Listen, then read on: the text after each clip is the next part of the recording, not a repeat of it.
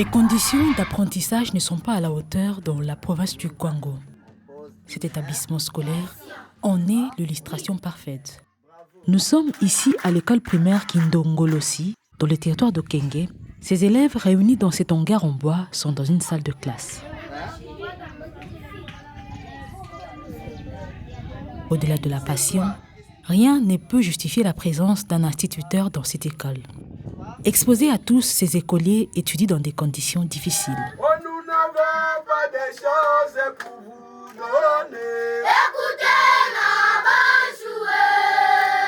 En tout cas, cette école, pour notre village, notre regroupement, voire même notre secteur, je peux dire, c'est un pas de plus. Parce qu'on était dans des conditions très misérables. Mais aujourd'hui, avec cette école, à bientôt, je crois, les enfants vont habiter ces salles de classe. Donc, tout le monde, presque, nous sommes très heureux. Nous avons reçu maintenant une infrastructure qui permettra à la jeunesse congolaise, précisément aussi la population de Biteko. Vraiment, nous sommes en train de remercier d'abord le président de la République qui aurait pensé afin que nous ayons maintenant un bijou pareil. De l'éducation d'un peuple dépend le destin d'un pays, dit-on. Cet épineux problème a rencontré l'attention du chef de l'État à travers le programme de développement local des 145 territoires.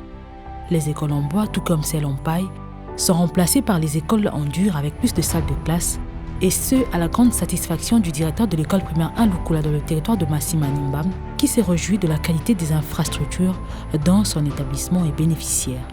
Mais jusqu'au même, vous voyez, il y a 2 élèves qui sont là, les parents sont venus pour qu'ils étudient. Je dis que non, mais à cette heure, comment on peut prendre les élèves? Parce que depuis notre naissance, nous n'avons pas encore vu un président qui construit des écoles modernes comme ça. À part que lui, il a félicité et nous serons toujours derrière lui jusqu'à la fin. Même sentiment pour les corps enseignants de l'école primaire Lubungu 2 située dans le territoire de Kwango, qui, au-delà de la qualité, remercie le chef de l'État pour l'initiative louable qui vient donc restaurer leur métier. Vraiment, c'est une surprise. C'est du jamais vu. Mais cette fois-ci, avec le président actuel, tout le monde est étonné. Et d'ailleurs, depuis que vous êtes arrivés, vous voyez, la population est attirée. Nous n'avons jamais vu une construction pareille. Vraiment, nous apprécions cela. Que Dieu lui prête vie. À l'époque, on travaillait difficilement. Et même des tableaux, je me démenais par-ci, par-là, mais j'avais beaucoup de difficultés pour ça. Ces derniers temps, les élèves sont à l'aise. Les enseignants aussi sont bien équipés, ils ont des tables. Chaque salle de classe a une table plus une chaise. Moi, je suis aux anges. Hein. Vous savez qu'il y a des gens qui viennent ici qui me disent « Oh, comme le bureau des ministres !»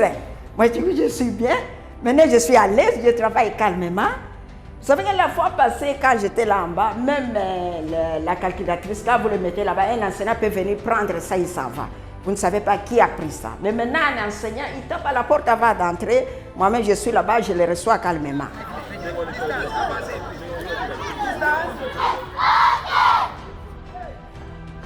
L'école primaire Midimi ainsi que l'école primaire Kindongolosi dans le territoire de Kwango se sont également métamorphosées. Dès à présent, elles réservent une place de choix pour l'éducation des enfants. Il y a un plus. Et tout d'abord, nous avons pensé organiser aussi. Qu'est-ce que nous pouvons donner à monsieur le président de la République, puisqu'il avait pensé qu'on ait une belle école ici à Midim, puisque le Père Midim n'était pas construit comme il faut. Mais pour le moment, je vois que non, l'école est devenue vraiment une belle école, très très belle école, plus que les autres.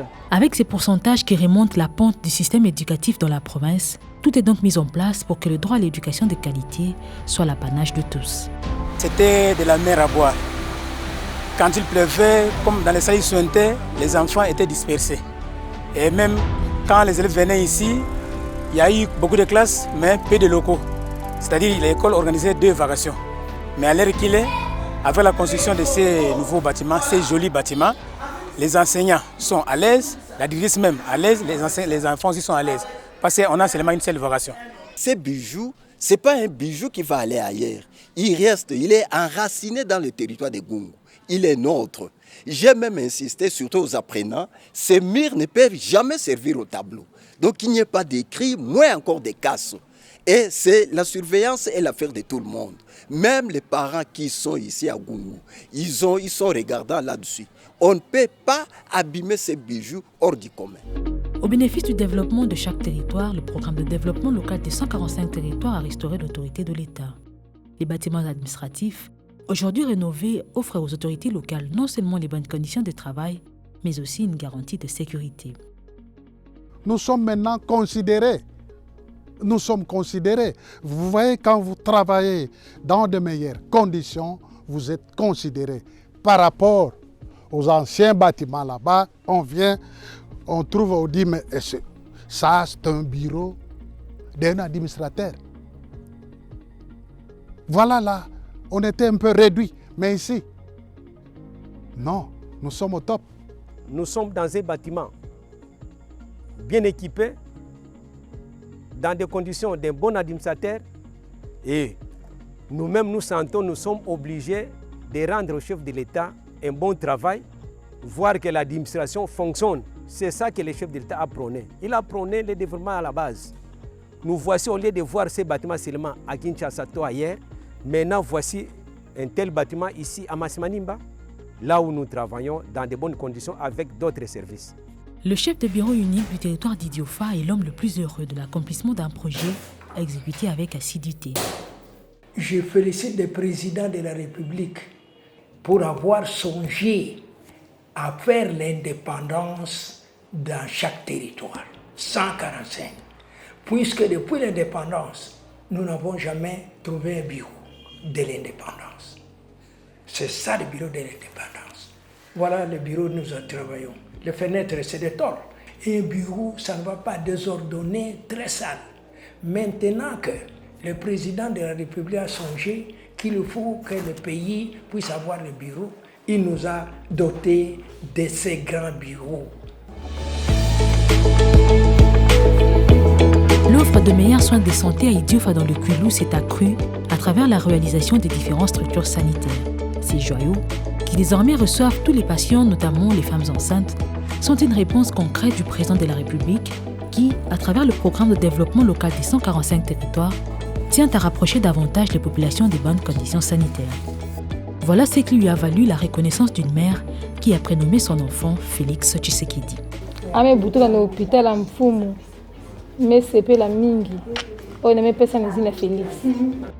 Parallèlement, on assiste au développement des structures sanitaires aussi bien à Masimanimba qu'à Masingi dans la ville d'Okenge. Tozalaki na bandako ya ba matiti. Vraiment tozalaki na ba difficulté makasi. Ba dérangement côté ya bambula ndako ezotanga tout ça ba matériel ba documents ezo mbula donc na état moko vraiment très délabré. Donc ezalaki na ba condition vraiment ya passe eza ba condition ya bien te.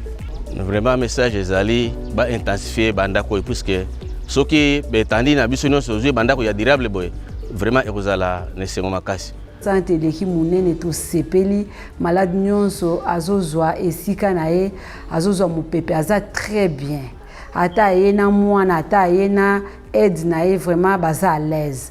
Par rapport na côté à liboso to zalaki santé zalaki muki ezalaki kaka. Les efforts fournis pour redonner la valeur à ces différents territoires remettent en cause les problèmes du réseau routier. À l'évidence, en matière d'infrastructures routières, ces entités ne sont pas encore sorties de leurs ornières.